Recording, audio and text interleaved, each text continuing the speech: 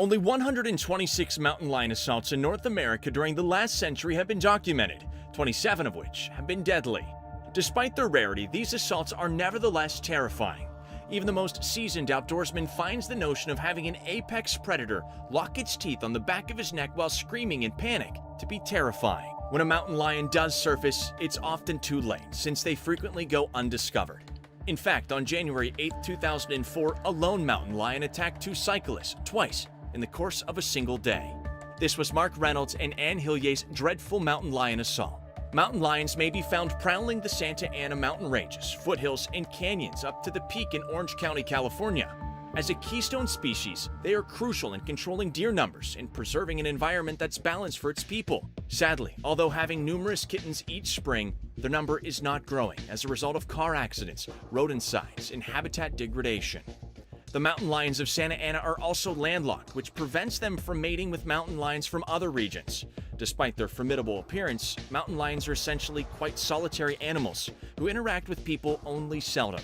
There are no known instances of mountain lions purposely hunting people.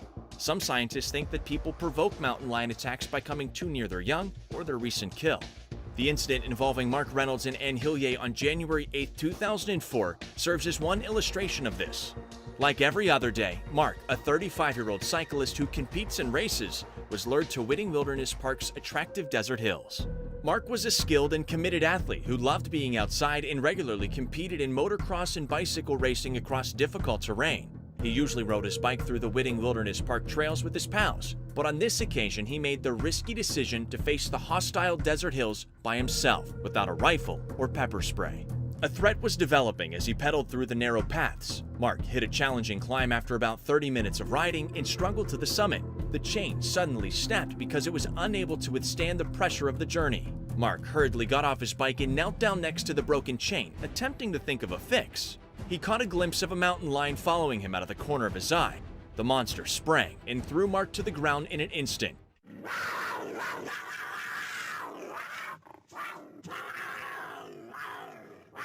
He made every effort to fight back, but the lion was too strong. He shouted in agony, but no one could hear him. He was by himself and had no chance. He was bitten in the face and neck by the large cat, which caused him to suffocate and lose blood, finally dying from his wounds. After that, the lion took Mark's dead corpse into a nearby bush where it started to eat him. In the meantime, Ann Hillier and her friend Debbie Nichols were off for a day of cycling in Whiting Wilderness Park's arid hills. Ann, a Marine Corps recruit who was 19 years old, loved being outside. Debbie was a tough lady who worked as a helicopter hydraulics technician. Her favorite hobby was mountain biking, and she enjoyed riding on the park's arid trails. Their favorite location was Cactus Hill, a constrained section with several curves. On January 8th, Ann and Debbie went for a fast 45-minute bike after work. However, what was intended to be just another routine day for them rapidly became a terrifying encounter. The two ladies dropped into Cactus Hill and rode quickly down the path, oblivious to the menacing peril that awaited them.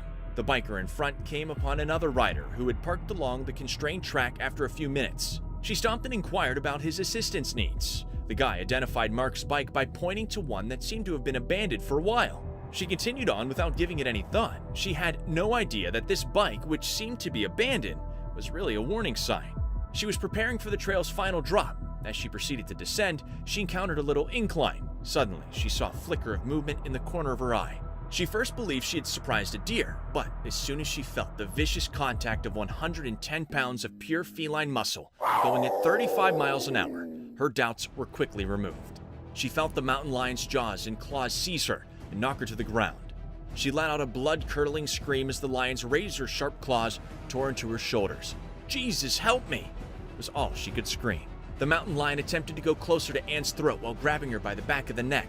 The lion dragged her 2 or 3 feet, clamped onto the side of her face, and severed her from ear to skull. As she continued to pull and reposition herself, it bit her hands, nose, and face, shattering them like a hot knife into butter. Ann struck the lion's face over her shoulder, but it had no impact. Debbie, who had just come around the bend, heard her friend's cry for aid as Debbie's shouts reverberated along the route. Debbie raced in Ann's direction despite her dread and was confronted with a horrific sight. She saw her friend laying on the ground with blood all over her. She was frightened and furious by the beast's brutal effort to kill her friend. Debbie took her sole weapon, her bike, and tossed it with all her might at the creature. Sadly, it had no impact on the irrational beast. Debbie rushed swiftly and went to her friend when she saw the animal was pulling Anne down a gully. She began a one-sided struggle. "I'm not going anywhere, I'm not going anywhere," she said, as she dug her heels into the earth with all her might. Debbie went into a complete trance when she realized her friend Anne was in danger of passing away just as the mountain lion reached her neck and clamped down on her throat. Thankfully, several mountain bikers showed up and saw the horrific battle. The mountain lion was wounded in the back of the neck by the stones they threw at it. It was successful because the mountain lion let go of Anne and ran off into the mountains. When Anne came to, the first thing she saw was Debbie frantically trying to get her attention. She was shocked to see that she was still breathing despite the fact that she was choking on her own blood.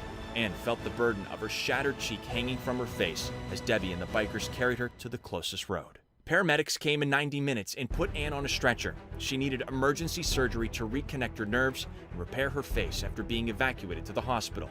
Anne somehow survived the terrifying experience, and doctors later discovered that her carotid artery would have been torn if the mountain lion had just chewed a few millimeters off. Debbie was allowed to go home from the hospital 8 days later and resumed her usual life with her family. She was lucky to have folks around when the incident occurred. Mark, however, was not as fortunate. When the helicopter took off, they saw Mark's corpse laying on the ground.